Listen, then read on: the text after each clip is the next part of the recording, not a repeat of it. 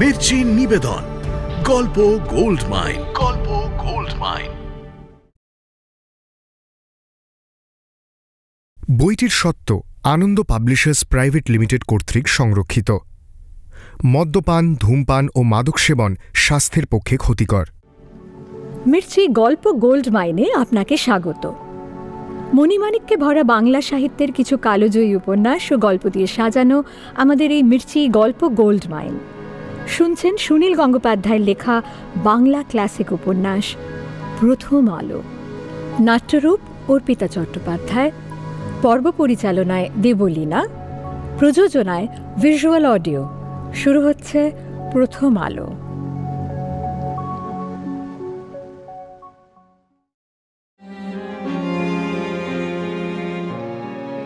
আমি ওকে মনে মনে পুজো করি। মাস্টারমশাই তোমাকে পছন্দ করেছেন, বিয়ে করতেও চেয়েছিলেন। তারপর আমি না না না, হয় না, কিছুতেই হয় না। রেখে গেলাম তোর কাছে, এখন তোরা যা খুশি কর। আমি আর কোনোদিনও দেখতে আসবো না। আমার সঙ্গে তোদের আর কোনো সম্পর্ক থাকবে না। তোরা যদি সুখে থাকতে পারিস আমি খুশি হব।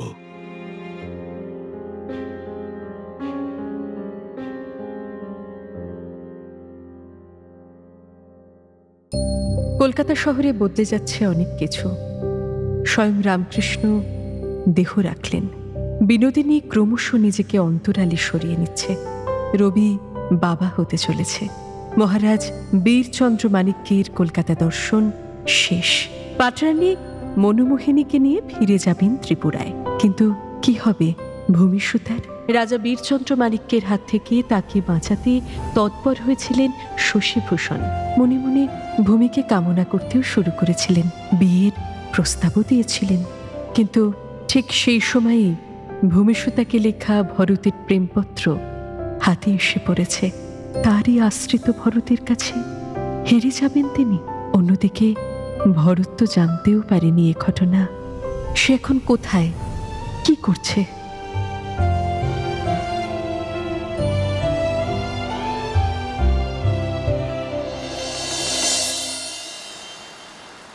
মানিকতলায় দ্বারিকার বাড়ির দোতলার বারান্দায় বসে আছে ইরফান আর ভরত। পরীক্ষা শেষ হয়ে গেছে। দুজনেরই শরীর বেশ লঘু, নিঃশ্বাস সাবলীল। সন্ধে থেকেই বৃষ্টি পড়ছে অঝরে। এখন রাত প্রায় ৮টা। ভরতের বাড়ি ফেরার ব্যস্ততা নেই। তাকে আজ রান্নাও করতে হবে না, সে আজ এখানেই খেয়ে যাবে। দ্বারিকা এই বাড়িতে প্রেসিডেন্সি কলেজের 5টি ছাত্রকে আশ্রয় দিয়েছে। তাছাড়াও অনেকে আসে। সুবিধাজনক জায়গায় এই বাড়িটি একটি প্রকৃষ্ট আড্ডাখানা। আজ অবশ্য ওরা দুজন ছাড়া আর কেউ নেই। কয়েকজন পরীক্ষার পর দেশের বাড়িতে গেছে। দ্বারিকা বেরিয়েছে নৈশ অভিযানে। অন্য দিনের মতন আজও দ্বারিকা ভরতকে ধরে খুব টানাটানি করেছিল। ভরত অতি কষ্টে ছাড়িয়ে নিয়েছে নিজেকে। সে কিছুতেই বসন্ত মঞ্জুরির কাছে যেতে চায় না। এমনকি বসন্ত মঞ্জুরির নাম শুনলেই সে আড়ষ্ট বোধ করে। বসন্ত মঞ্জুরি নাকি ভরতের সঙ্গে দেখা করার জন্য ব্যাকুল। দ্বারিকা প্রায় বলে এ কথা। কে জানে সে সত্যি কথা বলে কিনা। বসন্ত মঞ্জুরি কেন ব্যাকুল হবে আমার জন্য? সত্যিই তো, কেন ব্যাকুল হবে? ভরত তো তার কেউ নয়। একদিন মাত্র কয়েক মিনিটের জন্য দেখা হয়েছিল। কিন্তু দ্বারিকা জানিয়েছে বসন্ত মঞ্জুরি নাকি একথাও বলেছে এর মধ্যে সে আবার স্বপ্নে দেখেছে ভরতকে। স্বপ্নে দেখলাম একটা প্রকাণ্ড জলাশয়, এপার ওপার দেখতে পাওয়া যায় না, নিকষ কালো জল। সেখানে তোমার ভরত আঁকুপাকু করতে করতে ডুবে যাচ্ছে। কাছাকাছি কেউ নেই। এসব শুনে ভরত ভাবে স্বপ্নের আবার মাথামুন্ডু আছে নাকি। আর যাই হোক, ভরত কখনো জলে ডুবে মরবে না। সে সাঁতার ভালোই জানে। এখনো মাঝে মাঝে আহিরিটোলার ঘাটে গঙ্গায় সাঁতার কাটতে যায় সে। দ্বারিকার ধারণা ভবিষ্যৎ দেখতে পায় বসন্ত মঞ্জুরি। দ্বারিকা অবশ্য ইরফানকে কখনো বউবাজারে এ বাড়িতে নিয়ে যাওয়ার জন্য জোর করে না। বৃষ্টির তোড়ে নিভে গেছে রাস্তার গ্যাসের বাতি। চারদিক ঘুটঘুট্টি অন্ধকার। এদিকে বড় বাড়ি বিশেষ নেই। সবই বস্তি। বেশ খানিকটা দূরে শুধু একটি বাড়ি ঝলমল করছে অত্যুজ্জ্বল আলোয়। বোধহয় ওটা বিয়ে বাড়ি। ইদানিং ডায়নামো নামে একটি বস্তুর সাহায্যে বিজলি বাতি জ্বালানোর চল হয়েছে। ওতে বড় বেশি আলো। মদ্যপান একেবারেই ছেড়ে দিয়েছে ভরত। ইরফান তো কোনোদিনই স্পর্শ করেনি। তবে দুজনেরই চুরুট সম্পর্কে দুর্বলতা আছে। দুজনের মুখে চুরুটের আঁচ। রাস্তায় কিছুই দেখা যায় না, শুধু মাঝে মাঝে শোনা যায় মানুষের কলকলানি, ঘোড়ার গাড়ির কপাকপ শব্দ আর সহিসের চিৎকার। পরীক্ষার পরের ছুটির সময় ভবিষ্যতের চিন্তা সব সময় মাথা জুড়ে থাকে। আমি MA ক্লাসে ভর্তি হব ঠিক করে ফেলেছি, সেই সঙ্গে আইনটাও পড়ে রাখবো। কোনো চাকরির কথা এখনো সে ভাবতেও পারে না। যত দূর সম্ভব সে পড়াশোনাই করে যাবে। ইরফানকে ফিরে যেতে হবে বহরমপুরে। সে এর মধ্যে বিয়ে করে ফেলেছে।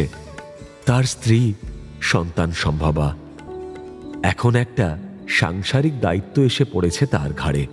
ইরফানের শ্বশুর বহরমপুর আদালতের পেশকার। তিনি ইরফানের জন্য সেখানে একটা কাজ ঠিক করে রেখেছেন। কিন্তু ইরফান ফেরার জন্য উদ্গ্রীব নয়। ছাত্র জীবন ছেড়ে যেতে কার মন চায়?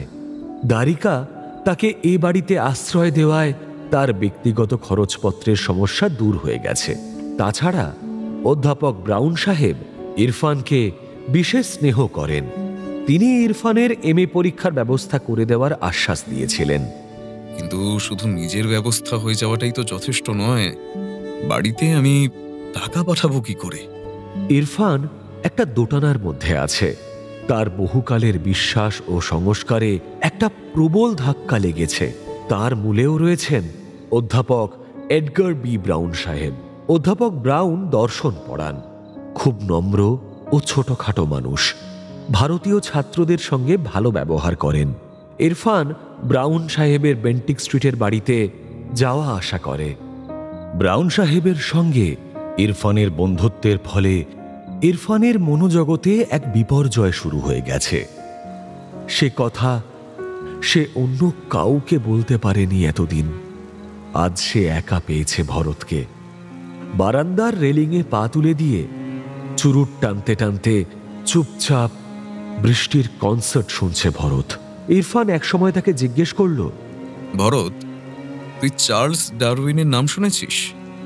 ভরত ভুরু কুঁচকে একটু চিন্তা করল, তারপর বলল, ছাপার অক্ষরে কোথাও নামটা দেখেছি, বোধহয় ইংলিশম্যান পত্রিকায়। উনি কি আমাদের কলেজে পড়াতে আসছেন? না না, উনি কখনো এদেশে আসেননি। মারা গেছেন বছর 4 আগে। তিনি ছিলেন একজন বিজ্ঞানী। হঠাৎ সেই লোকটার কথা কেন? ডারউইন যা বলেছেন তা যদি সত্যি হয়, তাহলে এতকাল ধরে আমরা যা সত্যি বলে জেনে এসেছি তা সব মিথ্যে। কি বলেছেন তিনি? ডারউইন বলেছেন, এই যে জীবজগৎ, এই যে সব গাছপালা, পশু পাখি, মানুষ, এর কিছুই আল্লাহ সৃষ্টি করেন। আমরা মনে করি আল্লাহ, আর তোরা মনে করিস ভগবান, আর খ্রিস্টানরা মনে করে গড। কিন্তু ডারউইন বলেছেন কোনো পরমেশ্বরই এসব সৃষ্টি করেননি। প্রকৃতির সবকিছুই নিজস্ব সৃষ্টি। বিবর্তনবাদ নামে উনি একটা তত্ত্বের কথা বলেছেন। মানুষ ও প্রাণী জগৎ সেই বিবর্তনবাদের মধ্যে দিয়েই চলেছে। সেখানে পরমেশ্বরের কোনো ভূমিকাই নেই। একটা যে কোনো ছোটখাটো বৈজ্ঞানিক তত্ত্ব দিলে মানতে যাব কেন? শুধু তত্ত্ব নয়, উনি প্রমাণ দিয়েছেন। এমনভাবে প্রমাণ দিয়েছেন যে কিছুতেই উড়িয়ে দেওয়া যায় না। খ্রিস্টানদের মধ্যেও ডারউইন তত্ত্ব নিয়ে দারুণ গন্ডগোল শুরু হয়ে গেছে। ডারউইনের কথা মানতে গেলে বলতে হয় বাইবেল মিথ্যে। হ্যাঁ? বাইবেলে কি আছে? ঈশ্বর প্রথমে এই পৃথিবীর সৃষ্টি করলেন, তারপর 6 দিন ধরে এই পৃথিবীর যাবতীয় তরুলতা, প্রাণী ও পোকামাকড় বানালেন। মানুষকে সৃষ্টি করলেন নিজের আদলে, তাই তো? মহাশক্তিমান এবং মহান শিল্পী এই ঈশ্বর এত কিছু তৈরি করে ফেললেন মাত্র এই 6 দিনে। আমাকে ব্রাউন স্যার বলেছেন, 2 জন পাদ্রী নাকি বাইবেল অনুযায়ী হিসেব করে দেখিয়ে দিয়েছে যে খ্রিস্টানদের ঈশ্বর নাকি প্রাণ সৃষ্টি সম্পূর্ণ করেছিলেন 23শে অক্টোবর খ্রিস্টপূর্ব 4004 সালে। তার মানে কত হলো? 4004 আর এখন 1886, যোগ করলে হয় 5890। তাহলে কি 5890 বছর আগে মানুষ টানুষ কিছু ছিল না? পৃথিবীরই অস্তিত্ব ছিল না? যত সব গাঁজাখুরি কথা। অবশ্য ওই পাদ্রীদের হিসেবেও ভুল হতে পারে। তাহলেই তো বাইবেলকে ভুল বলতে হয়। স্যার আমাকে বললেন ইসলাম ধর্মের বয়স 1300 বছর। হযরত মুহাম্মদ আল্লাহর বাণী প্রচার করলেন, সেই আল্লাহ সর্বশক্তিমান, মানুষের পাপ পুণ্যের নিয়ামক। তাহলে 1300 বছর আগেকার মানুষগুলোকে সৃষ্টি করলো কে? কিংবা এতদিন আল্লাহ কোথায় ছিলেন? হিন্দু ধর্ম বা কত আগে? বড়জোর 6-7 হাজার বছর। খ্রিস্টানদের মতে যখন পৃথিবীর সৃষ্টি হয়নি, মানুষও জন্মায়নি, তখনও পৃথিবী দিব্যি আছে। হিন্দুরা এখানে গিজ করছে, চীনে ম্যানরা আছে, আরব পারস্যেও মানুষ আছে, সবাই পুতুল পুজো করছে। তারও হাজার হাজার বছর আগে মানুষ ছিল। তাদের কোনো ধর্ম ছিল না, ঈশ্বরও ছিল না। পাহাড়ের গুহায় বনে জঙ্গলে মানুষ বাস করত, পাথরের অস্ত্র দিয়ে পশু শিকার করে আগুনে ঝলসে খেত। তাদের কোনো ভগবান ছিল না বোধহয়, আমারও তাই ধারণা। এই চার্লস ডারউইন ইংল্যান্ডের এক ডাক্তারের ছেলে। প্রথমে তিনিও ডাক্তারি পড়তে গিয়েছিলেন, মন বসেনি। তারপর তার বাবার ইচ্ছে হলো ছেলে পাদ্রী হোক। চার্লসকে তিনি ধর্মতত্ত্ব পড়তে পাঠালেন। এই সময় ডারউইন যখন 22 বছর বয়স, তখন তিনি একটি জাহাজে ঘোরার আমন্ত্রণ পেলেন। ব্রিটিশ সরকার এই সময় বিগল নামে একটা জাহাজ পাঠাচ্ছিলেন দক্ষিণ আমেরিকার উপকূল আর প্রশান্ত মহাসাগরের কিছু কিছু দ্বীপ সার্ভে করার জন্য। সেই জাহাজে নানা রকম লোকজন ছিল। ডারউইনকে নির্বাচন করা হয় প্রকৃতি বিজ্ঞানী হিসেবে। অবশ্য তুই ভাবতে পারিস এই কাজে ডারউইনের মতন এক অল্প বয়সী ছোকরার নিতান্ত শখের বিজ্ঞানীকে বাছা হলো কেন? তার কারণ জাহাজটা সমুদ্রে ভাসবে 5 বছর ধরে। কোনো বিজ্ঞানীকেই মাইনে দেওয়া হবে না। বিনা মাইনেতে কে যেতে চায়? ডারউইন বড়লোক ডাক্তারের ছেলে। 5 বছর ধরে বহু দ্বীপ ঘুরে ঘুরে ডারউইন অনেক জন্তু জানোয়ার, পোকা মাকড়, লতা পাতা সংগ্রহ করে আনেন। তারপর সেগুলো নিয়ে গবেষণা করতে করতে অনেক বছর পরে একটা বই লেখেন। বইটার নামটা খুব লম্বা, সংক্ষেপে বলা যায় the origin of species. Brown স্যারের কাছে বইটা আছে, আমাকে পড়তে দিয়েছিলেন। তুই পড়ে দেখবি। কি আছে সেই বইতে? সহজে বোঝানো যাবে না। মোট কথা তার মধ্যেই রয়েছে বিবর্তনবাদের তত্ত্ব। জন্তু জানোয়ার আর মানুষের চেহারা চিরকাল একরকম ছিল না, পরিবেশ অনুযায়ী বদলেছে। অনেক প্রাণী হারিয়ে গেছে চিরতরে। বিবর্তনের ধাক্কায় মানুষ এসেছে বাঁদরের মতন এক প্রাণী থেকে। হ্যাঁ রে ইরফান, ব্রাউন সাহেব তো দর্শন পড়ান, তিনি বিজ্ঞান নিয়ে তো মাথা ঘামান কেন? স্যার বলেন এ যুগে বিজ্ঞান না পড়লে দর্শন, কাব্য সাহিত্য কিছুই ঠিক মতন উপলব্ধি করা যাবে না। তাছাড়া ডারউইনের তত্ত্বে দর্শন নেই। এই আমাদের জগৎ থেকে ঈশ্বরের ভূমিকা তিনি উড়িয়ে দিলেন একেবারে। বাইবেল বিরোধী কথা বলার জন্য গ্যালিলিওকে কারাদণ্ড ভোগ করতে হয়েছিল। জিওরদানো ব্রুনো নামে আরেকজনকে পুড়িয়ে মারা হয়েছিল। ডারউইন সাহেব ঈশ্বরকে উড়িয়ে দিয়েও পার পেলেন কি করে? কেউ তাকে খুন করতে যায়নি? দেখো, চার্চের সেই ইনকুইজিশনের যুগ তো আর নেই। এটা আধুনিক যুগ, বিজ্ঞানের যুগ। এখন কেউ কাউকে পুড়িয়ে মারে না। বিজ্ঞানে নিছক বিশ্বাস কিংবা ভয় ভক্তির কোনো স্থান নেই, চাই যুক্তি এবং প্রমাণ। ডারউইনের উপর প্রচুর লোক খড়গহস্ত হয়েছে। গির্জার পাদ্রীরা তাকে দুচক্ষে দেখতে পারে না। তর্কাতর্কি গালমন্দ হয়েছে প্রচুর, কিন্তু পৃথিবীর 80% বৈজ্ঞানিক ডারউইনের যুক্তি প্রমাণ মেনে নিয়েছেন। বিজ্ঞানের জগতে একটা বিপ্লব এসে গেছে বলতে পারিস। ডারউইনের বই হাজার হাজার সাধারণ মানুষও পড়ে। বাইবেল সম্পর্কে এতকালের বিশ্বাস অনেকেরই ভেঙে যাচ্ছে। এদিকে আধুনিক বিজ্ঞানের কাছে তো আমরা শিশু। এখনো কতগুলো অন্ধবিশ্বাস আঁকড়ে ধরে বসে আছি বলতো। এসব কথা তুই ব্রাউন সাহেবের কাছে শিখেছিস? সে যাই হোক, এগুলো পশ্চিমী জগতের ব্যাপার। এসব কথা নিয়ে তুই এত উত্তেজিত হচ্ছিস কেন ইরফান? একটা ব্যাপার আমার মাথায় এমনভাবে গেঁথে গেছে যে ভুলতে পারছি না কিছুতেই। ডারউইন সাহেবের আর একটা তত্ত্ব হচ্ছে স্ট্রাগল ফর এক্সিস্টেন্স। পৃথিবীতে যত মানুষ জন্মায় 25 বছরে তার সংখ্যা দ্বিগুণ হয়ে যায়। এইভাবে বাড়তে থাকলে সকলের খাদ্য জোটানো অসম্ভব। পৃথিবীতে পা ফেলারও জায়গা থাকতো না। বন্যা, দুর্ভিক্ষ, মহামারী, ভূমিকম্প, যুদ্ধে বহু মানুষ ও প্রাণী মারা যায়। এর মধ্যে যারা বাঁচে তারাই টিকে থাকে। Survival of the fittest. সমস্ত প্রাণীর মধ্যে অবিরাম জীবনযুদ্ধ চলছে। যারা জয়ী হয় শুধু তাদেরই অধিকার আছে এই পৃথিবীতে বেঁচে থাকার। এটা ঠিক নয়? মনে তো হয় ঠিকই। এর তাৎপর্য বুঝতে পারলি না? তাহলে ঈশ্বর বা আল্লাহ যে পিতার মতন আমাদের রক্ষণাবেক্ষণ করছেন বলে এতকাল জেনে এসেছি, তাও ঠিক নয়। মানুষের সৃষ্টির সঙ্গে আল্লাহর কোনো সম্পর্ক নেই। মানুষের বাঁচা মরার সঙ্গে আল্লাহরও কোনো সম্পর্ক নেই। নাই বা থাকলো, তা নিয়ে এত উতলা হবার কি আছে? তুই আমার বিপদ বুঝতে পারছিস না ভরত। আমি ফিরে যাব মুর্শিদাবাদে, আমার নিজের সমাজে।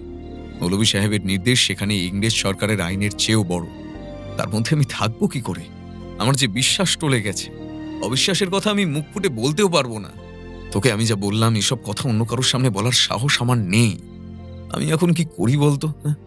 নিজের আত্মীয় স্বজনের মধ্যে গিয়ে সর্বক্ষণ মুখ বুজে থাকবো? তোকে এবার আমার কথা বলি ইরফান। হিন্দুর বাড়িতে জন্মেছি, চারপাশের মানুষজনকে দেখে দেখে আমার মধ্যেও সব রকম হিন্দু সংস্কার দানা বেঁধেছিল। ঠাকুর দেবতার মূর্তি দেখলে ঢিপ ঢিপ করে প্রণাম করতাম। তারপর আমার জীবনে একজন এলেন, আমার প্রথম শিক্ষক, আমার শ্রেষ্ঠ গুরু। পৃথিবীতে আমি তাকে সবচেয়ে বেশি শ্রদ্ধা করি। তার নাম শশীভূষণ সিংহ। তিনি আমাকে একটু একটু করে বোঝালেন যে এই যে সব মূর্তি, এর কোনো কিছুর মধ্যেই ঈশ্বরের প্রকাশ নেই, সবই মানুষের কল্পনা। সেই কল্পনা দিয়ে মানুষ কতগুলো পুতুল বানিয়ে পুজো করে। প্রথম যেদিন তিনি বলেছিলেন মা কালীর মন্দিরের মা কালী জাগ্রত নন, শুধুই একটা পাথরের মূর্তি, সেদিন আমি সেই অবিশ্বাস সহ্য করতে পারিনি। মনে হয়েছিল যেন আমার মাথাটাই ভেঙে চুরমার হয়ে যাবে। তারপর আস্তে আস্তে বুঝেছি, আস্তে আস্তে ভয় ভেঙেছে। বহু যুগের সংস্কার এক পুরুষে ভাঙা সহজ কথা নয়। ইরফান, আমি তো ডারউইন সাহেবের লেখা পড়িনি, কিন্তু আমারও ধারণা, আমার নিজের জীবনের একটা অভিজ্ঞতা থেকেই বুঝেছি, নিরাকার রূপ গুণের অতীত কোনো শক্তি যদি থেকেও থাকে, তার সঙ্গে মানুষের জীবনের কোনো সম্পর্ক নেই। তার জন্য মানুষের এত পুজো আচ্চা প্রার্থনা কান্নাকাটির দরকার কি? দেখ, আমি কোনোদিন বাইরের কারুকে বলতে যাব না, শুধু তোকেই বলছি, এই যে নিরাকার কোনো শক্তিকে বহু মানুষ ঈশ্বর বলে বিশ্বাস করে, তার মধ্যে কিছুটা ভণ্ডামি থাকতে বাধ্য। সত্যিকারের নিরাকার কোনো কিছু কি মানুষের পক্ষে কল্পনা করা সম্ভব? আসলে কি জানিস, বিশ্বাসের কাছে সব মানুষই শিশু, আর শিশুদের পুতুল ছাড়া চলে না। সর্বনাশ ভরত, তোর মুখে তো আমি এরকম কথা কখনো শুনিনি। হঠাৎ বলে ফেললাম, বলা উচিত না বোধহয়। বৃষ্টির দিনে কাছাকাছি কেউ নেই, আর কেউ শুনবে না, তাই মুখে এসে গেল। তবে কি জানিস, লক্ষ লক্ষ কোটি কোটি মানুষ ঈশ্বর বিশ্বাস নিয়ে মেতে আছে। তাদের এই কথায় উড়িয়ে দেওয়ার অধিকার তোর আমার নেই। বিশ্বাসে, শ্রদ্ধায়, ভক্তিতে কেউ যখন নিমগ্ন থাকে না রে, তখন তাকে দেখতে বড় ভালো লাগে। বৃষ্টি থেমে এসেছে, এখন আর শব্দ নেই। বাতাসে উঠছে জলকণা। রাস্তায় জল দাঁড়িয়ে গেছে, ভরতকে হেঁটে ফিরতে হবে। সে উঠে দাঁড়িয়ে বলল, খিদে পেয়ে গেছে রে ইরফান। সবকিছু তো রান্না করাই আছে, একটু গরম করে নিতে হবে। চল পাকের ঘরে, দুজনে হাত লাগালে তাড়াতাড়ি হয়ে যাবে। এই বাড়িতে একজন রান্নার ঠাকুর নিযুক্ত আছে, কিন্তু ছুটিতে প্রায় সবাই বাড়ি চলে গেছে বলে সেও ছুটি নিয়েছে। ইরফানই এখন কাজ চালিয়ে দেয়। ছাত্রদের হোস্টেলগুলিতে জাতপাতির কত রকম বিচার, কিন্তু এ বাড়িতে সেসব নিয়ম কেউ মানে না। দারিকা এমনিতে গোড়া হিন্দু হলেও যেহেতু ইরফান তার বন্ধু, সেজন্য ইরফান সম্পর্কে তার কোনো সূচিবাই নেই। অবশ্য আগে থেকেই দারিকা নিষিদ্ধ মাংস ভক্ষণ করে। কয়লার উনুন জ্বালিয়ে তাতে কড়াই চাপাতে চাপাতে ইরফান বলল, আমাকে ফিরে যেতে হবে, অথচ একেবারে ইচ্ছে করছে না রে। কি কুক্ষণেই তুই ব্রাউন সাহেবকে বন্ধু করলি, তারপর ডারউইন সাহেবের খপ্পরে পড়লি। বাড়িতে তোর নতুন বউ, সেখানে গেলে বিবর্তন বাচ্চাদের কথা তোর মাথা থেকে ঘুচে যাবে, মিশে যাবি সকলের সঙ্গে। নাস্তিক হয়ে একা থাকতে যাবি কেন? গ্রামের জীবনের নিঃসঙ্গতা বড় ভয়ঙ্কর রে। ইরফান হঠাৎ ঘুরে দাঁড়িয়ে ভরতের একটা হাত চেপে ধরে বেওয়াল গলায় বলল, ভরত, ভরত, আমি যদি হঠাৎ পাগল হয়ে যাই, হ্যাঁ, মাথার মধ্যে যেন আমার ঝড় বইছে সর্বক্ষণ। এক সময় চোখে অন্ধকার দেখছি। ইরফান, এক কাজ কর, ডারউইন সাহেবের বইখানা এনে তুই উনুনে গুঁজে দে। ব্রাউন সাহেবের কাছে আর কখনো যাবি না। পাগল হয়ে যাওয়ার চেয়ে বিশ্বাসী ভক্ত হয়ে থাকা অনেক ভালো। বাঁচতে হবে তো, বেঁচে থাকাটাই বড় কথা। এক হাঁটু জল ঠেলে ঠেলে বাড়িতে ফিরতে লাগলো ভরত। ইরফান তার সঙ্গে আসতে চেয়েছিল, ভরত রাজি হয়নি। ইরফান এমন প্রস্তাবও দিয়েছিল যে ভরতের রাত্রি ফিরবার দরকার কি, সে তো মানিকতলার বাড়িতে থেকে গেলেই পারে। ইরফান খুবই বিভ্রান্ত অবস্থার মধ্যে আছে, সে একা থাকতে চাইছিল না, কিন্তু নিজের বাড়ির বালিশটির ওপর ভরতের খুব মায়া, সেখানে মাথা না দিলে তার ঘুম আসে না। আমাকে কেউ যখন বলে, ভরত তোর জন্য তো বাড়িতে কেউ অপেক্ষা করে নেই, তখন তার উত্তরে আমার বলতে ইচ্ছে করে, কেন, আমার বালিশটা যে অপেক্ষা করে আছে। অন্ধকারেও ভরতের কোনো অসুবিধা হয় না, রাস্তা তার চেনা, হেদুর পাশ দিয়ে চলে যাবে। বৃষ্টির পর ঠান্ডা হয়ে গেছে বাতাস, এখনো তারা ফোটেনি, কোনো বাড়িতেই আলো নেই, নগরীর অস্তিত্বই যেন মুছে গেছে। ভরত গুনগুন করে গান গাইতে লাগলো। তার গানের গলা নেই, কিন্তু একলা গাইতে ক্ষতি কি? একলা থাকলে আরেকজনের কথাও খুব মনে পড়ে।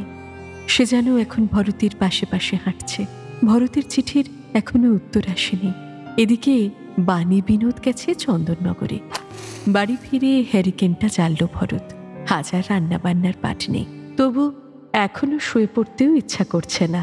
ইরফানের সঙ্গে নিরিবিলিতে সে আজ যেসব কথা আলোচনা করেছে, সেসব কথা সে আগে কোনো দিন মুখ ফুটে বলেনি। এরকম কোনো চিন্তার ভাষাই ছিল না তার। আজ যেন হঠাৎ বেরিয়ে এলো। রাস্তায় ভরতের বাড়ির সামনেই শোনা গেল দুজন মাতালের জড়ানো গলার হল্লা। ছাদের কার্নিশ দিয়ে একটা বিড়াল ম্যাও ম্যাও করে ঘুরছে। পাশের বাড়ির মাচার উপর পায়রারা ঝটপটি উঠছে সেই ডাক শুনে।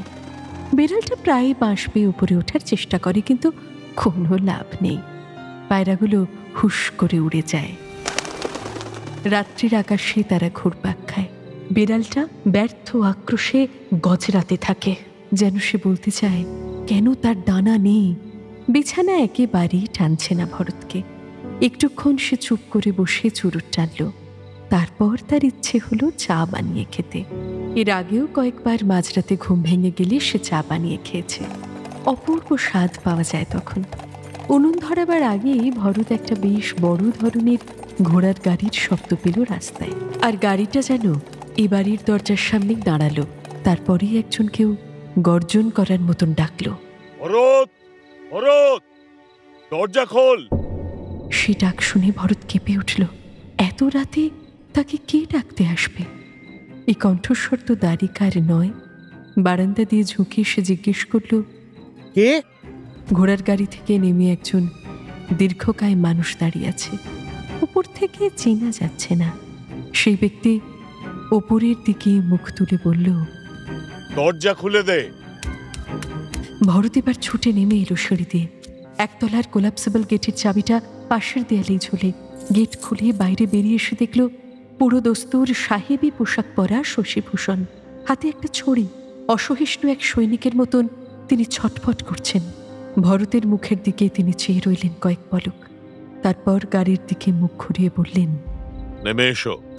বুকের কাছে হাত দুটি জড়ো করে গাড়ি থেকে নামলো এক রমণী। রাস্তায় আলো নেই, সে রমণীয় মুখ নিচু করে আছে। তবু শুধু শরীরের রেখা দেখেই ভূমিসুতাকে চিনতে তার এক মুহূর্ত দেরি হল না।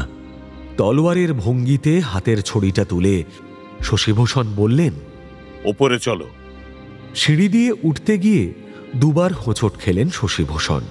বিরক্তিতে গজগজ করতে লাগলেন এবং ওপরে এসে যদিও দেখলেন যে একটা হারিকেন জ্বলছে, তবু বললেন, আলো জ্বালাসনি কেন?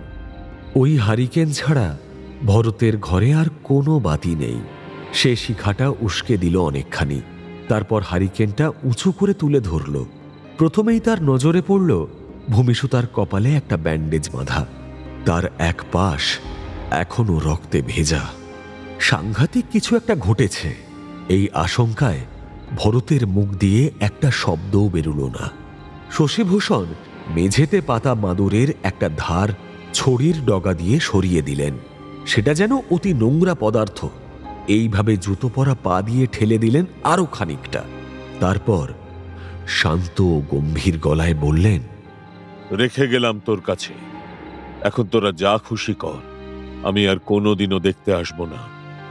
আমার সঙ্গে তোদের আর কোনো সম্পর্ক থাকবে না। তোরা যদি সুখে থাকতে পারিস, হ্যাঁ, আমি খুশি হব।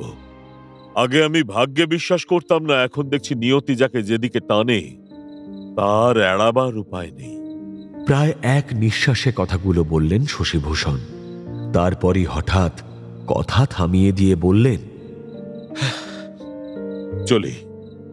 তিনি পিছন ফিরতেই ভরত ব্যাকুলভাবে বলল, স্যার। সঙ্গে সঙ্গে শশীভূষণ ফেটে পড়লেন। নিজেকে তিনি প্রাণপণে সংযত করার চেষ্টা করছিলেন। এবার বাঁধ ভেঙে গেল। ঘুরে দাঁড়িয়ে তিনি প্রচন্ড জোরে বললেন, চুপ! অকৃতজ্ঞ! তোর একটা কথাও শুনতে চাই না। আমাকে কিছু না জানিয়ে গোপনে গোপনে চিঠি লেখা। তুই পড়াশুনো করে বড় হবি বলেছিলি, সব ব্যবস্থা করে দিয়েছিলাম। তুই আসলে আমার চোখে ধুলো দিয়েছিস। আসলে জন্মের দোষ, সততা বলে তো কিছু নেই। আমি এই মেয়েটিকে সিংহের মুখ থেকে বাঁচাতে চেয়েছিলাম। মহারাজ ওকে খেয়ে ফেলতেন। আমি ওর জন্য চাকরি ছাড়তে রাজি ছিলাম, ওকে সবকিছু দিতে চেয়েছি, স্বাধীনতা, নিজস্ব বাড়ি, সংসার। গঙ্গার ধারে সুন্দর একটা বাড়ি দেখে রেখেছিলাম, সেখানেও সম্মানের জীবন পেত, রক্ষিতা নয়। অন্য কারুর আপত্তি আমি গ্রাহ্য করতাম না। মন ঠিক করে ফেলেছিলাম আমি আবার সংসারী হব। অকৃতজ্ঞ! এত অকৃতজ্ঞ তুই! তলে তলে ষড়যন্ত্র করেছিস। স্যার, আমি। ভূমিসুতা মুখ তুলে আস্তে আস্তে বলল, ওর দোষ নেই, সব দায় আমার। এই, তোমার কোনো কথা আমি আর শুনতে চাই না। তিনি এমনভাবে মুখটা বাঁকিয়ে রইলেন যেন তিনি ভূমিসুতাকে দেখতেও চান না। তার সমস্ত মুখে যন্ত্রণার রেখা। তিনি ভরতকে বললেন, তোর চাল চুলো নেই, তুই ওকে খাওয়াতে পারবি? কিরে, পারবি? মহারাজ ওর খোঁজ করবেনি। তোর কথা যদি জানতে পারেন, সারা জীবন তোকে পালিয়ে পালিয়ে বেড়াতে হবে। অনেক ঝুঁকি নিয়ে তোকে কলকাতা এনেছিলাম রে। আশা করেছিলাম নিজের পায়ে দাঁড়াবি, মানুষের মতো মানুষ হবি। সব সব আমার ভুল, সব আমার ভুল। রক্তের দোষ যাবে কোথায়? যাক, তোদের নিয়তি তোরা বুঝবি, আমি তো দেখতে আসবো না। শেষ। স্যার, স্যার আপনি বসুন, দয়া করে বসুন। শশীভূষণ কয়েক পলক স্থির চোখে চেয়ে রইলেন ভরতের দিকে। তারপর দুদিকে মাথা নাড়তে নাড়তে বললেন, না না, বসবো না। তোর এখানে নিঃশ্বাস নিতেও আমার কষ্ট হচ্ছে। আর কোনোদিন না না, আমি আর তোদের মুখ দেখতে চাই না। সব শেষ। তোরা বাঁচিস বা মরিস, তাতে আমার কিচ্ছু এসে যায় না, কিচ্ছু এসে যায় না। ভরত এবার শশীভূষণের পায়ের উপর ঝাঁপিয়ে পড়ে বলল, স্যার, স্যার আপনাকে একটু বসতেই হবে। আমি কিছুই জানি না স্যার, স্যার আপনাকে একটু বসতেই হবে। ভরতের স্পর্শ লাগতেই দ্রুত সরে গিয়ে শশীভূষণ রুদ্র কণ্ঠে বললেন, এই আমাকে ছবি না, হারামজাদা! আমার সঙ্গে ভণ্ডামি! মাথা গুঁড়ো করে দেব একেবারে। ভরতকে সত্যি সত্যি মারার জন্য তিনি ছড়িটা একবার তুললেন। তার সারা শরীর কাঁপছে। তারপর আস্তে আস্তে ছড়িটা নামিয়ে নিয়ে ক্লান্তভাবে একটা দীর্ঘশ্বাস ফেললেন। আস্তে আস্তে বললেন, না, আর কি হবে, আর কি হবে? আমি এবার যাই। হ্যাঁ, ভালো কথা, ওর যে মাথা ফেটে গেছে, আমি কিন্তু ওকে মারিনি। ও বারান্দা দিয়ে লাফিয়ে পালাতে গিয়েছিল। আচ্ছা আচ্ছা, আমি কি ওকে জোর করে বন্দি করে রেখেছিলাম? এই শশীভূষণ সিংহ জীবনে কারুর ওপর জোর করেনি, কারুর ওপর জোর করেনি। আমি শুধু চেয়েছিলাম থাক, সব কথা শেষ হয়ে গেছে। শশীভূষণ ঝট করে ঘর থেকে বেরিয়ে গেলেন। সিঁড়িতে ধূপধাপ শব্দ শোনা গেল।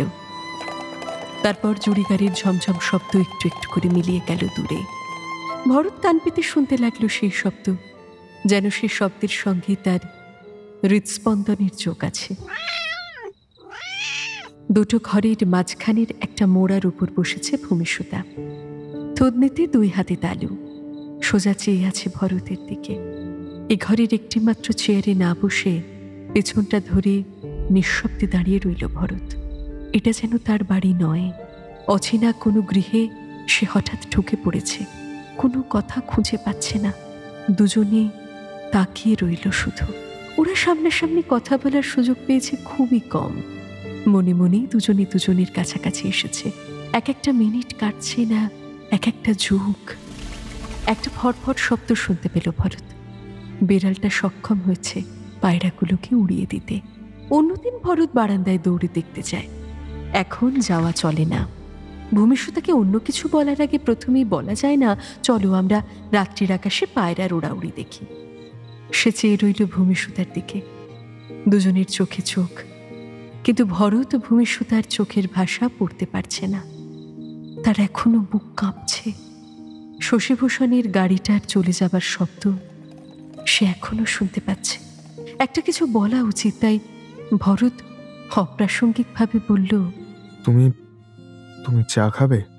একটু আগে সে নিজে চা বানাবে ভেবেছিল, তাই এই কথাটা তার মনে এলো। ভূমিসুতা খুব মৃদু গলায় বলল, না। ভরতের মতন সকলেরই যে মাঝরাত্রিরে চা খেতে ভালো লাগবে তার কোনো মানে নেই। ভরত সেটা বুঝে মাথা নাড়ল। তারপরেই তার মনে পড়ল আর একটা কথা অনায়াসে জিজ্ঞেস করা যেতে পারে। তোমার মাথায় চোট খুব বেশি লেগেছে? না না। তারপর সে উঠে দাঁড়ালো, হ্যারিকেনটা তুলে নিয়ে ভেতরের ঘরটা দেখল। রান্নাঘরের কাছে এসে উঁকি মারল। সেখান থেকে কল পায়খানা ঘরে, কিন্তু ব্যবহার করার জন্য নয়। ভরতের ক্ষুদ্র বাসা বাড়িটা সে দেখে নিচ্ছে। ফিরে এসে হাট করে খোলা দরজার পাল্লা দুটো ভেজিয়ে দিতে দিতে বলল, মহারাজ আমাকে তাঁর সঙ্গে করে নিয়ে যেতে চেয়েছিলেন। ত্রিপুরায়? হ্যাঁ, আমি যেতে চাইনি। ওখানে সবাই বলল ত্রিপুরায় একবার গেলে আমার আর ফেরার আশা ছিল না। রাজবাড়িতে একবার ঢুকলে কোনো মেয়ে আর বেরুতে পারে না। ভরত কোনো কথা খুঁজে পাচ্ছিল না বুঝেই ভূমিসুতা তাকে কথা বলানোর দায়িত্ব নিয়েছে। ভরতের সারা শরীর এখনো আড়ষ্ট। ভূমিসুতা অনেক স্বাভাবিক হয়ে গেছে। আঁচল দিয়ে সে মুখ মুছল, তারপর বলল, রাজবাড়িতে থাকতাম কিনা জানি না, মহারাজ আমাকে রোজ গান শোনাবার জন্য নিয়ে যেতে চেয়েছিলেন। গান? মেয়েরা সবাই রাজবাড়ির মধ্যেই থাকে। তুমি যেতে চাওনি, মহারাজ তা শুনে রাগ করেননি? আমার মাস্টারমশাই কি বলেছিলেন? হ্যারিকেনের শিখাটা দপদপ করছে। হাঁটু গেড়ে বসে সেটা বসিয়ে দিতে দিতে ভূমিসুতা বলল, উনি আমাকে বিয়ে করতে চেয়েছিলেন। আমাকে উনি বিয়ে করে অন্য জায়গায় নিয়ে গেলে মহারাজ আর রাগ করবেন না বলেছিলেন। আমি সে কথা শোনার সময় কান বন্ধ করেছিলাম। খুব মন দিয়ে অন্য কথা ভাবতে থাকলে আমি সামনে কেউ কথা বললেও শুনতে পাই না। ভরত এবার চেয়ারটায় বসে 2 হাতে মুখ চাপা দিল। আবার বৃষ্টি নেমেছে। ঝোড়ো হাওয়াও বইতে শুরু করেছে নতুন করে। বারান্দার দরজা দিয়ে বৃষ্টির ছাপটা এসে লাগছে ভরতের গায়ে। ভরত তা টেরও পেল না। সব ভিজে যাবে, দরজা বন্ধ করে দেব? মুখ থেকে হাত সরিয়ে ভরত এক সদ্য সর্বশান্ত মানুষের মতো বলল, ভূমি। ভূমিসুতা ঘুরে দাঁড়ালো। কি হয়ে গেল বলো তো, কি হয়ে গেল? আমি আপনার চিঠির উত্তর লিখে রেখেছিলাম। কি করে পাঠাবো? পুরুত মশাইয়ের কাছে তো যেতে পারিনি। তাই আজ ঠিক করেছিলাম যেভাবেই হোক আমি নিজেই চলে আসব। আমার ওখানে আর থাকতে একটুও ইচ্ছে করছিল না। ভূমি, আমি মাসের পর মাস ভেবেছি তোমাকে ওই বাড়ি থেকে উদ্ধার করে আনবো। আমি তোমাকে কথা দিয়েছিলাম, কিন্তু হঠাৎ কি হয়ে গেল? আমার মাথা ছিঁড়ে যাচ্ছে। আমি কিচ্ছু ভাবতে পারছি না, কিচ্ছু না। ভূমিসুতা নিজের মাথার ব্যান্ডেজটা খুলে ফেলতে লাগলো। ভরত প্রবলভাবে মাথা ঝাঁকাতে ঝাঁকাতে বলল, না না না, এ হয় না, এ হয় না। ভূমি, ভূমি, মাস্টার মশাইয়ের কাছে আমি কতখানি ঋণী তা তোমাকে বোঝাতে পারবো না। উনি দয়া না করলে আমি বেঁচে থাকতাম না। আমার উপর এমন রেগে গেছেন দেখে কত কষ্ট হচ্ছিল। আচ্ছা, আমি কি সত্যি অকৃতজ্ঞ? আমি ওকে মনে মনে পুজো করি। মাস্টার মশাই তোমাকে পছন্দ করেছেন, বিয়ে করতেও চেয়েছিলেন। তারপর আমি না না না, হয় না, হয় না, কিছুতেই হয় না। তুমি কেন এখানে এলে ভূমি, কেন এলে? আপনি যদি চিঠি না লিখতেন তাহলেও আমি ওকে বিয়ে করতাম না। আমি কারোর দয়া চাই না। আমি দয়া নয় ভূমি, তুমি মাস্টার মশাইয়ের কথা শুনে বুঝতে পারলে না? উনি তোমাকে ভালোবেসেছেন ভূমি। ওর মুখে আমি কখনো কোনো স্ত্রীলোক সম্পর্কে কথা শুনিনি। উনি বিয়ে করবেন না ঠিক করেছিলেন। আমি দিনের পর দিন অপেক্ষা করেছি। জানতাম আপনার কাছ থেকে ডাক আসবেই। ভূমি, আজ তুমি এলে। আজ আমার জীবনের সবচেয়ে আনন্দের দিন হতে পারত, কিন্তু মাস্টার মশাই তোমাকে চেয়েছেন। উনি খুব আঘাত পেয়েছেন ভূমি। তারপরেও আমি কি করে? দুজনে চুপ করে রইল একটুক্ষণ। যাদের আলিঙ্গনাবদ্ধ হবার কথা ছিল তারা এক পাও কাছে এগোয়নি। দুজনেরই চোখ মাটির দিকে। একটু পরে ভরত অসহায়ভাবে বলল, এখন আমি কি করি বলো তো? ভূমিসুতা আঁচল দিয়ে চোখ মুছল। তার কান্নার কোনো শব্দ নেই। ওহ, তোমার কপালে লেগেছে, কিন্তু আমার কাছে তো কোনো ওষুধ নেই। লাগবে না। সব দুর্বলতা ঝেড়ে ফেলি ভরত চেয়ার ছেড়ে উঠে গিয়ে দরজার কাছে তার চটি জোড়া পায়ে গলিয়ে নিল। দৃঢ় গলায় বলল, ভূমি, আমাদের এভাবে থাকা চলে না। তুমি কি পাগল? মাস্টার মশাই তোমাকে বিয়ে করতে চাইলেন, তবু তুমি তার মনে দুঃখ দিয়ে চলে এলে। মাস্টার মশাইয়ের অভিশাপ নিয়ে আমি সারা জীবন তোমার সঙ্গে, তা কখনো হয়? আমার চালচুলো নেই, পৃথিবীতে কেউ নেই। উনি আমার মাসোহারা বন্ধ করে দিলে আমাকে হন্যে হয়ে চাকরি খুঁজতে হবে। উনি তোমাকে কত আদর যত্নে রাখবেন। তুমি সুখী হয়েছ দেখলেই আমার আনন্দ হবে, বিশ্বাস করো। আমি কালই তোমাকে মাস্টার মশাইয়ের কাছে ফেরত দিয়ে আসবো। ভূমিসুতা আর কোনো কথা না বলে দেওয়ালের এক কোণে জড়সড় হয়ে দাঁড়ালো। ও ঘরে বিছানা পাতা আছে, তুমি শুয়ে থাকো। আমি আমার এক বন্ধুর বাড়িতে চলে যাচ্ছি। আমরা দুজনে এখানে রাত কাটাইনি এ কথা বললে মাস্টার মশাই নিশ্চয়ই বিশ্বাস করবেন। উনি কত বড় একজন মানুষ। আমার উপর রাগ করে থাকতে পারবেন না। দেখো, দরজার কাছে দেওয়ালের এক আংটায় ঝোলানো জামাটা পরতে পরতে ভরত আবার বলল, কুঁজোয় জল তোলা আছে, তেষ্টা পেলে খেও। আমি কাল সকাল সকাল চলে আসব। তার আগে যদি ইচ্ছে হয় চা বানিয়ে নিতে পারো। উনুন ধরাবার জন্য ঘুঁটে আছে, দেশলাই রাখা আছে তাকে। দুধ অবশ্য পাবে না। আচ্ছা, আমি না হয় দুধ নিয়ে আসবো। ছাদে ঘটর ঘটর শব্দ হতে পারে, তাতে ভয় পেও না। বড় বড় ইঁদুর দৌড়োয়। দরজা খুলে বেরুতে গিয়েও আবার ফিরে এলো ভরত। ভবিষ্যতে একই রকম ভঙ্গিতে দাঁড়িয়ে আছে, দৃষ্টি মাটির দিকে। একটুক্ষণ চুপ করে রইল ভরত। তার বুকের ভেতরটা যে কঠিনভাবে মুচড়ে মুচড়ে রক্তপাত হচ্ছে তা কেউ বুঝবে না। তার দু চোখের নিচে ঝাপটা মারছে সমুদ্রের ঢেউ। সে কাতর গলায় ফিসফিসিয়ে বলল, আমাকে ভুল বুঝো না ভূমি। আমি অতি নগণ্য মানুষ। আমি তোমায় কিছুই দিতে পারবো না, কিচ্ছু না। মাস্টার মশাই তোমাকে সম্মানের আসনে বসাবেন। তুমি এতদিন যত কষ্ট সয়েছ সব দূর হয়ে যাবে। দেখো, সব দূর হয়ে যাবে। রাস্তায় বেরিয়ে ছুটতে লাগলো ভরত। বৃষ্টি পড়ছে জোরে জোরে, কিন্তু এ পথে জল জমেনি। এখন আর মানুষ তো দূরের কথা, একটা কুকুর পর্যন্ত নেই। ভরত পাগলের মতো ছুটছে, হাউ হাউ করে কাঁদতে কাঁদতে। সে আপন মনে কি যে বলছে তা কেউ শুনবে না। হেদো পেরুবার পর হাঁটু পর্যন্ত জল। তা লক্ষ্যই করল না ভরত। সে লাফিয়ে লাফিয়ে ছুটতে লাগলো। মানিকতলার বাড়িটিতে এক বিন্দু আলো নেই। দরজা খটখটিয়ে সে ডাকতে লাগলো, ইরফান, ইরফান, ইরফান। দ্বারিকা ফেরেনি। বাড়িতে ইরফান একা। বেশ কিছুক্ষণ পর গভীর ঘুম থেকে জেগে উঠে সে একটা মোমবাতি হাতে নিয়ে এসে দরজা খুলল।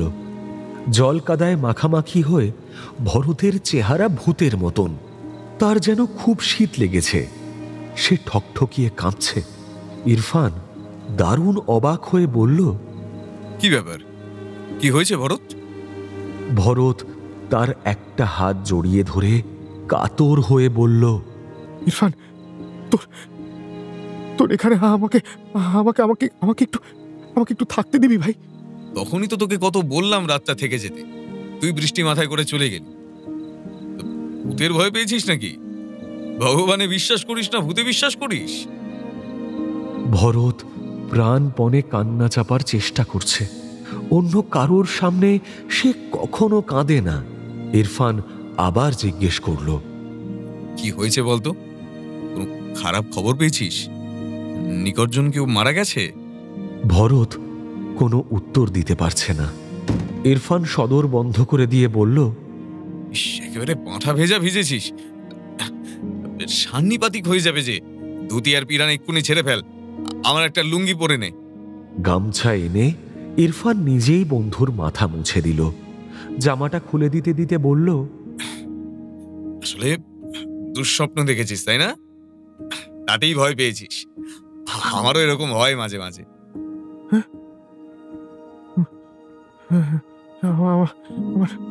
আমার একটু চা খেতে ইচ্ছে করছে রে।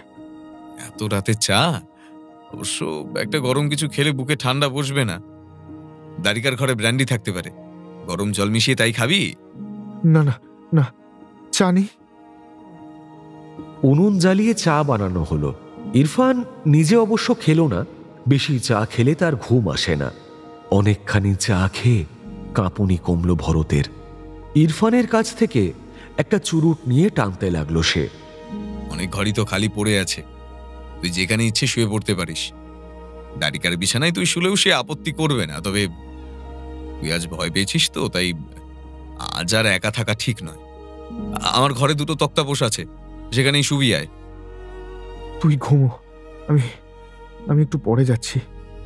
ইরফান, সন্ধেবেলা আমরা কত রকম যুক্তির কথা বলছিলাম, কিন্তু মানুষের জীবন কি যুক্তি মেনে চলে? চলে না মানুষের জীবন। তা ওসব কথা কাল সকালে হবে কোন? আমার চোখ যে টেনে আসছে। ভরত শুতে গেল না, বসে রইল বারান্দার মেঝেতে। ঘুমের কোনো প্রশ্নই নেই। চোখের পলকই যেন পড়ছে না। আজ সন্ধেবেলাতেই সে হালকা মেজাজে ছিল। কয়েক ঘন্টার মধ্যে সব ওলটপালট হয়ে গেল। ভূমিসুতার কথা সে মুখ ফুটে বন্ধুদের কাছেও কখনো বলেনি। কিন্তু কত স্বপ্ন ছিল ভূমিসুতাকে ঘিরে। একদিন ভূমিসুতা চলে আসবে তার কাছে। সে তখন সরকারি খাতায় নাম লিখিয়ে বিয়ে করবে ভূমিসুতাকে। সেই সময় অবশ্য বন্ধু বান্ধবদের সাহায্য নিতে হতোই। দ্বারিকা আর যদুপতি তাকে নিশ্চয়ই সাহায্য করত। তারপর তার ওই হরিঘোষ স্ট্রিটের ছোট বাড়িতেই পাতা হতো সংসার। লেখাপড়ায় খুব আগ্রহ ভূমিসুতার। তাকে সে ইংরেজি পড়তেও শিখিয়ে দিত। বিশ্ববিদ্যালয় থেকে বেরিয়ে আর কোথাও যেত না ভরত। সোজা ছুটে আসতো বাড়িতে। ভূমিসুতা, তুমি সেই এলে, কিন্তু এই কি আশা? এখন এই মুহূর্তে ভূমিসুতা রয়েছে তারই ঘরে, তারই বিছানায় শুয়ে আছে। কিন্তু সেখানে ভরতের থাকার কোনো অধিকার নেই। কাল সকালে তাকে যে শুধু ফিরিয়ে দিয়ে আসতে হবে তাই নয়, মন থেকেও মুছে ফেলতে হবে। আমার স্বপ্নে আর ভূমিসুতার স্থান নেই। নিজের ঘরখানির কথা ভাবতে গেলেই তার চোখে ভেসে উঠছে শশীভূষণের ক্রুদ্ধ বেদনার্ত মুখ। মায়ের কথা মনে নেই ভরতের। রক্তের সম্পর্কে যিনি পিতা, তিনি ভরতকে সঁপে দিয়েছিলেন ঘাতকদের হাতে। একমাত্র শশীভূষণই ভরতের মতন এক অকিঞ্চিতকর মানুষকে মূল্য দিয়েছিলেন। শশীভূষণ দয়া না করলে সে এক গঞ্জের কাঙালি হয়ে থাকত। শশীভূষণ তার কাছে বাবা মায়ের চেয়েও বেশি। সেই শশীভূষণের মনে আঘাতের কারণ হয়েছে সে। মাস্টারমশাই ভেবেছেন আমি তলে তলে তাঁর বিরুদ্ধে ষড়যন্ত্র করে ভূমিসুতাকে পেতে চেয়েছি। ছি ছি ছি ছি ছি ছি ছি, উনি যে ভূমিসুতার প্রতি আকৃষ্ট হবেন এ কথা ঘুণাক্ষরেও আমার মনে আসেনি কখনো। কি করেই বা বুঝবে ভরত? সে দেখেছে নারী জাতির প্রতি ফিরেও তাকাতেন না শশীভূষণ। ত্রিপুরায় তার কত প্রলোভন ছিল। ইচ্ছে করলেই তিনি নিজের বাসস্থানে একাধিক সমর্থ দাসী রাখতে পারতেন, তাতে কেউ কিছু মনে করে না। ভবানীপুরের বাড়িতেও ভূমিসুতার সঙ্গে শশীভূষণকে কখনো একটি কথাও বলতে দেখেনি ভরত। যদি নিজের প্রাণ দিয়েও প্রমাণ করতে হয় যে আমি অকৃতজ্ঞ নই, তাতেও আমি রাজি আছি। যারা অনিদ্রা রোগী, যারা সাধক যোগী, তাদেরও এক সময় ঘুম আসে, কিন্তু ভরতের চোখে ঘুম নেই। বিছানায় আরাম করে শুতেও তার ইচ্ছে করছে না। সে মেঝেতে চিত হয়ে পড়ে আছে। নিশ্ছিদ্র অন্ধকারের মধ্যে সে দেখতে পাচ্ছে তার অকিঞ্চিতকর জীবনের সমগ্র ছবি। তার আর কোনো ভবিষ্যৎ নেই। সে শুধু এটুকুই ঠিক করে ফেলেছে, সে আর কলকাতা শহরে থাকবে না। একদিন সে মহারাজের দৃষ্টিপথ থেকে এড়িয়ে থাকার চেষ্টা করেছিল। এখন থেকে সে আর শশীভূষণ ভূমিসুতার দৃষ্টিপথেও থাকবে না। এদের দুজনের জীবনে কোনো অস্তিত্ব থাকবে না ভরতের। রাস্তার ওপারে তাঁতিদের বস্তিতে ডেকে উঠল মোরগ। এখনো আকাশে আলো ফোটেনি। পূব দিগন্তে শুধু সামান্য লালচে আভা দেখা দিয়েছে। ভরত তড়াক করে উঠে দাঁড়ালো। এর মধ্যেই ভোর হয়ে গেল। আর দেরি করা ঠিক হবে না। পাশের বাড়ির পুরুত বাণী বিনোদ এক একদিন এমন ভোরেই চা খাওয়ার জন্য ছাদ ডিঙিয়ে চলে আসে। না, আর দেরি হবে না, বেরোই। জামা ও ধুতি শুধু ভিজে নয়, একেবারে নোংরা। হয়তো কাল আসার পথে দু একবার আছাড় খেয়েছে, খেয়ালও নেই। না, এগুলো পড়ে যাওয়া যায় না। ভোর হতে না হতেই শহরের অনেকে জেগে ওঠে। ভরত দ্বারিকার ঘরের দরজা ঠেলে ঢুকল। একটা আলনায় পরিপাটি করে সাজানো আছে বেশ কয়েকটা ধুতি, বেনিয়ান ও কুর্তা। দ্বারিকার কাছ থেকে এক প্রস্থ পোশাক ধার করতে কোনো বাধা নেই। পোশাক বদলাবার পর রান্নাঘরে এসে একটা ধারালো মাংস কাটা ছুরিও নিয়ে নিল ভরত। সেটা কোমরে গুঁজে রাখল। একটা অস্ত্র রাখা দরকার। মাস্টারমশাই যদি কোনো ক্রমে আমাকে অবিশ্বাস করেন, তাহলে তার সামনেই নিজের গলায় ছুরি বসিয়ে দেব। হ্যাঁ, তার সামনেই নিজের গলা কেটে ফেলবো আমি। এরই মধ্যে রাস্তা দিয়ে দল বেঁধে চলেছে গঙ্গা স্নানার্থীরা। কিছু কিছু ফেরিওয়ালা বেরিয়ে পড়েছে সওদা নিয়ে।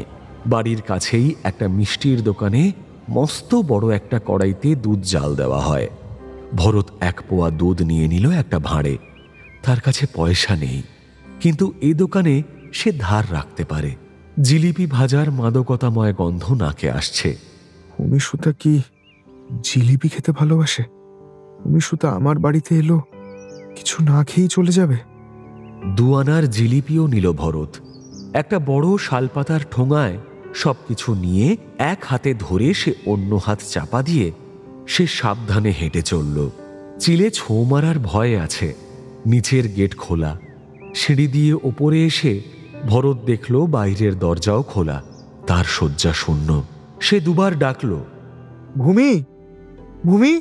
এরপর শালপাতার ঠোঙাটা নামিয়ে রেখে ভরত দৌড়াদৌড়ি করে রান্নাঘর, স্নানের ঘর, বারান্দা, ছাদ, ন্যাড়া ছাদ সব খুঁজে দেখল বটে, কিন্তু আগেই সে বুঝে গেছে ভূমিসুতা নেই। কোনো কোনো শূন্যতায় পা দিলেই টের পাওয়া যায় যে তা একেবারেই শূন্য। কোনো ঘরেই ভূমিসুতার উত্তাপ নেই। ভরতের বিছানাটি নিভাঁজ, সেখানে কেউ শোয়নি। ভূমিসুতাকে ভরত শেষ দেখেছিল দেওয়ালে এক কোণে ঠেস দিয়ে দাঁড়িয়ে থাকতে। সেখান থেকেই বোধহয় ভূমিসুতা চলে গেছে। কোথায় চলে গেল? সে নিজেই ফিরে গেল মাস্টারমশাইয়ের কাছে। ভরতের প্রত্যাখ্যানে সে অপমানিত বোধ করেছে। ভূমিসুতা তেজস্বিনী মেয়ে, সেরকম অপমান বোধ তার হবেই। ভরত তার চোখে একটা অপদার্থ, কাপুরুষ, প্রতিশ্রুতি ভঙ্গকারী। হ্যাঁ, ভরতের সবটাই মেনে নিতে রাজি আছে। ভূমিসুতার চোখে এখন একটা ঘৃণ্য জীব হওয়াই ভালো। তাহলে ভরতের পক্ষেও ভূমিসুতাকে স্বপ্ন থেকে মুছে ফেলা সহজ হবে। সেই জন্যই ভূমিসুতা আর ভরতের সাহায্য চায়নি, নিজেই সে চলে গেছে আগে থেকে। কিন্তু কিন্তু সে কি পথ চিনে যেতে পারবে? রাজবাড়ি থেকে সে তো আগে বেরোয়নি, কালও এসেছে অনেক রাত্রে। ভূমিসুতার সঙ্গে কিছু এনেছিল কি? না, ভরত লক্ষ্য করেনি। ঘরের মধ্যে শুধু পড়ে আছে তার কপালের ব্যান্ডেজ বাঁধা ন্যাকড়া, তাতে লেগে আছে রক্ত। ভরতের কাছে আসবার জন্য ভূমিসুতা বারান্দা থেকে লাফ দিয়েছিল। সেই ভূমিসুতাকে গ্রহণ করার অধিকার নেই ভরতের। তবু সে ভাবল, না না, ভূমিসুতা ঠিক মতন পৌঁছেছে কিনা তা একবার খোঁজ নিয়ে দেখতেই হবে। একটু আগে যদি বেরিয়ে থাকে তাহলে এখনো রাস্তায় তাকে পাওয়া যেতে পারে। ভরত মনে করছে শশীভূষণের কাছে ঠিক মতন ভূমিসুতাকে সমর্পণ করাই হচ্ছে তার একমাত্র দায়িত্ব। সে আবার ছুটে বেরিয়ে এলো। রাস্তায় দাঁড়িয়ে নিম ডাল দিয়ে দাঁতন করছে বাণী বিনোদ। সে ভরতকে দেখে একগাল হাসল, কিন্তু এখন কথা বলার সময় নেই। এত সকালে গাড়ি ঘোড়া পাওয়া যায় না। ভাড়ার গাড়িগুলো বেরোয় একটু দেরিতে। সার্কুলার রোড দিয়ে ঘোড়ায় টানা ট্রাম গাড়িগুলোও চলে না। অগত্যা দৌড়তে হলো ভরতকে। পথের দুদিকে অনবরত মাথা ঘোরাতে ঘোরাতে সে মনে মনে বলতে লাগলো, ভূমি, ভূমি বিশ্বাস করো, ভূমি, ভূমি তুমি সুখী হবে। মাস্টারমশাইয়ের সঙ্গে একবার বিয়ে হয়ে গেলে, তোমার নিজস্ব সংসার হলে তুমি বুঝতে পারবে এইটাই ঠিক। ভরত কেউ না, কেউ না, সে তোমাকে কিছুই দিতে পারতো না। কৃতদাসী ছিলে ভূমি, কৃতদাসী ছিলে। তুমি হবে এক সম্ভ্রান্ত বংশের ঘরণী। হ্যাঁ, এটাই ঠিক, এটাই তোমার জন্য সব দিক থেকে ঠিক। রাজবাড়ির সামনে এসে ভরত থমকে দাঁড়ালো। এই প্রাসাদ তার কাছে সিংহের গুহা। মহারাজ হয়তো এখনো জাগেননি, কিন্তু ত্রিপুরার অন্য কোনো কর্মচারী তাকে দেখতে পেলেই মহারাজের কাছে খবর চলে যাবে। মৃত ভরত হয়ে উঠবে জীবন্ত। নতুন করে তার মাথার উপর ছুটবে দণ্ডাজ্ঞা। কিন্তু এখন এসব চিন্তা করার সময় নেই। গেটের দারোয়ান একজন ফেরিওয়ালাকে ঢুকতে দিচ্ছে। সেই ফাঁক দিয়ে ভরত ছুটে গেল। বাণী বিনোদের কাছে শুনে শুনে এবারের অনেক কিছুই তার জানা। দোতলায় সে চলে এলো শশীভূষণের মহলে। শশীভূষণ জেগে উঠেছেন। একটা আরাম কেদারায় তিনি বসে আছেন জানলার দিকে চেয়ে। ভরত সোজা এসে ঝাঁপিয়ে পড়ল তাঁর পায়ের ওপর। পাগলের মতন শশীভূষণের ফর্সা পায়ে মুখ খুঁজতে খুঁজতে সে বলতে লাগলো, স্যার, স্যার, স্যার, আমাকে ভুল বুঝবেন না স্যার। আমি তাকে চাইনি, আমি তাকে চাইনি, ফিরিয়ে দিয়েছি। সেও আপনাকেই চায়, আর কেউ না। আমি কেউ না, আমি কেউ না স্যার, সে আপনাকে। এই আবার ফের নষ্টামি করতে এসেছিস। বলেছি না, আমি তোদের দুজনেরই আর মুখ দেখতে চাই না। না না, আমি তাকে ছুঁইনি, আমি তাকে ছুঁইনি। আমি কাল রাত্রিরে বাড়িতে থাকিনি। আপনি যদি বিশ্বাস না করেন, আমি মরে যাব, এক্ষুনি মরে যাব। আমি তাকে ফিরিয়ে দিয়েছি স্যার, আপনি বিশ্বাস করুন। বলি, কোথায় ফিরিয়ে দিয়েছিস? এই, কোথায় ফিরিয়ে দিয়েছিস? এখানে। সেখানে আসেনি। এখানে? এখানে সে আসবে কেন? আমি তো তাকে আর চাই না। না না না, চাই না, চাই না। ভূমিসুতা এখানে ফিরে আসেনি শুনে ভরত মুখ তুলে উৎভ্রান্তের মতন বলল, এখানে সে আসেনি। আমার বাড়িতে সে নেই, রাস্তাতেও দেখিনি। সে কোথায়? সে কোথায়? সে আগের রাতে শশীভূষণ ভরতকে আঘাত করতে গিয়েও সামলে নিয়েছিলেন। আজ আর পারলেন না। ভরতের চুলের মুঠি ধরে রক্তচক্ষে বললেন, আমি তাকে নিয়ে নতুন করে ঘর বাঁধতে চেয়েছিলাম রে। তুই তার মন বিষিয়ে দিয়েছিস। তুই নিজে তাকে লোভ করেছিলি। বাঁদরের গলায় মুক্তোর মালা রাখতে পারলি না তো, রাখতে পারলি না, তাকে হারালি। আরাম জানা, তুই দূর হয়ে যা, দূর হয়ে যা, চোখের সামনে থেকে দূর হয়ে যা, দূর হয়ে যা। তিনি সবেগে ভরতকে ঠেলে ফেলে দিলেন মাটিতে। শশীভূষণ ভবানীপুরের বাড়িতে লোক পাঠিয়ে খবর আনালেন। ভূমিসুতা সেখানেও যায়নি। এই রাজবাড়িতে তার জিনিসপত্র পড়ে আছে, এখানেও সে ফিরে এলো না। সে কোথাও নেই। ভরত নিজের বাড়ি ফিরল না। শহরের সমস্ত পথ চষে বেড়ালো, সারা সকাল দুপুর গঙ্গার ধারের সবকটি ঘাট খুঁজে দেখল। ভূমিসুতা অদৃশ্য হয়ে গেছে। বিকেলবেলায় অভুক্ত শ্রান্ত শরীরে ভরত শুয়ে পড়ল গঙ্গার তীরে এক গাছতলায়। একটু পরেই তার ঘুম এসে গেল। গত রাত্রে সে এক পলকের জন্য চক্ষু বোঝেনি। আজ সে এইখানেই ঘুমোবে সারা রাত। আকাশে মেঘ ঘনিয়ে এসেছে, বৃষ্টি নামবে খানিক বাদেই। তা নামুক। যে আকাশে ঈশ্বর থাকেন সেদিকে ভরত আজ চোখ তুলে যায়নি একবারও। ভরত ঘুমিয়েই রইল। গঙ্গাবক্ষে ভোঁ বাজিয়ে যাতায়াত করছে কত কলির জাহাজ। দেশ বিদেশ থেকে কত যাত্রী এসে নামছে। এই রাজধানী শহর সদা ব্যস্ত। রাজা কিংবা নফর, হঠাৎ ধনী কিংবা কাঙালি, সবাই ছোটাছুটি করছে নানান উদ্দেশ্য নিয়ে। নদীর ধারের রাস্তা দিয়েও অনেকে মেটে বুরুজ বা খিদিরপুর যায়। গাড়ি ঘোড়ার শব্দেও ঘুম ভাঙল না ভরতের। সন্ধ্যের একটু আগে ইডেন বাগানে ঘোড়াদের ব্যান্ড বেজে উঠল। তা শুনবার জন্য ভিড় করে দাঁড়ালো অনেকে। বাজনাদারদের মুখগুলি গর্বমণ্ডিত, যেন তারা স্বর্গ থেকে নেমে এসে এই কালো কালো ভারতীয়দের অভিনব বাদ্যযন্ত্রের ধ্বনি শোনাচ্ছে। উত্তম সাজে সজ্জিত হয়ে বেশ কিছু সাহেব, মেম ও অ্যাংলো ইন্ডিয়ান যুবক যুবতী সান্ধ্য ভ্রমণে এলো স্ট্যান্ডে। কত বিচিত্র তাদের পোশাক! তারা কলহাস্যে মুখরিত করে দিল বাতাস। ঘাটে ধবধবে সাদা রং করা অনেকগুলি মাঝারি মাপের বজরা নোঙর করা আছে। এগুলি কিছু কিছু ইংরেজ রাজপুরুষের নিজস্ব। এক এক করে সে সব বজরা ভাসল।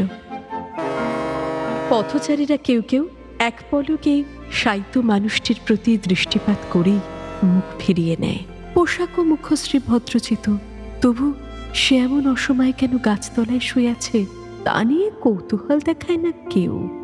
শহরের মানুষ বড়ই নির্দয়।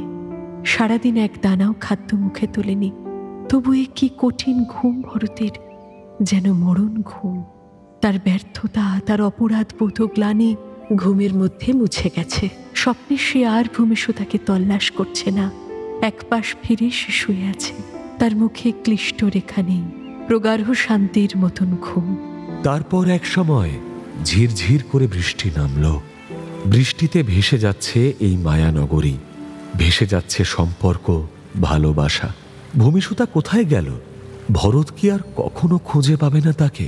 রামকৃষ্ণের অবর্তমানে নরেন্দ্রনাথের জীবন গাড়ি কোন পথে ছুটবে? নাকি সে ফিরেই যাবে মা আর ছোট ছোট ভাই বোনের সংসারে, সাংসারিক দায় পালন করতে? আর বিনোদিনী গিরিশ, তাদের সম্পর্ক কি জোড়া লাগবে? বাংলা রঙ্গমঞ্চে তৈরি হবে এক নয়া সমীকরণ, নাকি ফুটলাইটের আলো থেকে চিরতরে সরে যাবে রঙ্গমঞ্চের রানী বিনোদিনী? তরুণ কবি রবীন্দ্রনাথের কলম কি বদলে দেবে বাঙালির মনন? তিনি কি ভুলতে পারবেন তার নতুন বৌঠানকে? জ্যোতিরিন্দ্রনাথ কি জ্ঞানদানন্দিনীর আশ্রয় ফিরে যাবেন? জগদীশকে বিয়ে করে কি ঘর কন্যাতেই ব্যস্ত হয়ে থাকবে ডাক্তারির পড়া ছেড়ে পালিয়ে আসা অবলা? এমন অনেক প্রশ্নের উত্তর দিতে আবার ফিরে আসব সুনীল গঙ্গোপাধ্যায়ের প্রথম আলো উপন্যাসের দ্বিতীয় ভাগ নিয়ে। ততদিনের জন্য প্রতীক্ষার কাল গোনা শুরু হোক।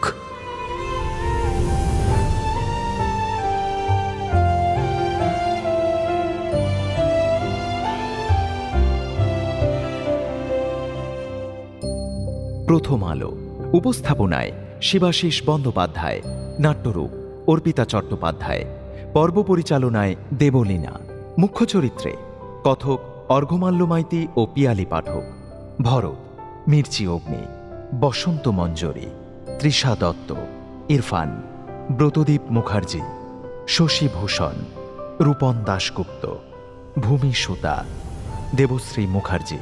এছাড়াও রয়েছে অন্যান্য শিল্পীবৃন্দ। আবহ সঙ্গীত কৌশিক দাস, প্রযোজনায় ভিজুয়াল অডিও, সৃজনশীল পরিচালনায় ইন্দ্রাণী চক্রবর্তী। শুনলেন মির্চি গল্প গোল্ডমাইন, সুনীল গঙ্গোপাধ্যায়ের লেখা প্রথম আলো।